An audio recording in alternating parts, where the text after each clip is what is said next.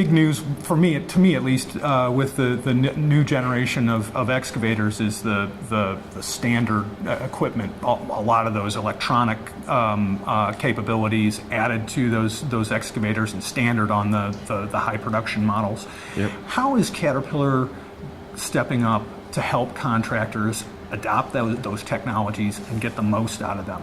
I mean, it's great to have the product. It's, they have to know how to use them, right? Exactly. I think the key there is number one, as you said, we've standardized on a number of those technologies, just to make sure that everybody has the opportunity to try them. I think the second most critical part is just make sure it is simple.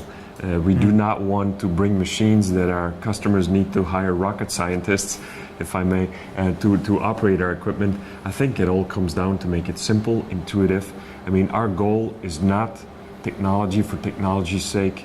We do not introduce digital capabilities just so that we are a modern or advanced company. No, our goal is to help our customers be more successful. That is the reason why we bring technology, and we fully understand that.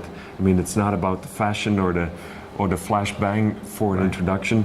We got to make sure it's simple and easy to use so that every operator is comfortable utilizing it every day, and it's intuitive, so you don't need a lot of explanation to make sure that you utilize it in such a way that it helps you be more productive. Well, it's interesting that you mentioned that that goal, go back to helping customers be more cost-effective, more profitable. That's a pretty downstream kind of a result. How does Caterpillar measure its performance, measure its results in fielding these technologies? That where the goal is, maybe 18 or 24 months down the road, you may never know. They may never report what their results are.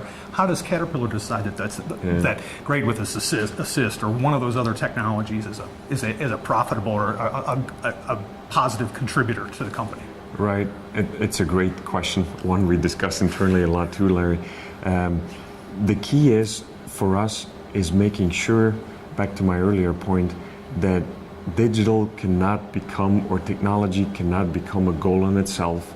Our goal is not to maximize profitability just on selling technology or digital solutions, because then you risk losing your true north, which is helping our customers be more successful. So in our strategy, it is very clear that digital capabilities or technologies are an enabler for our success, to help customers be more successful. So we are not measuring our success by profitability we might derive from technology. It is really an enabler for our business. So it is not a goal in itself. So we will continue to measure our success by the end goals as to how many customers choose for our equipment, choose for our solutions.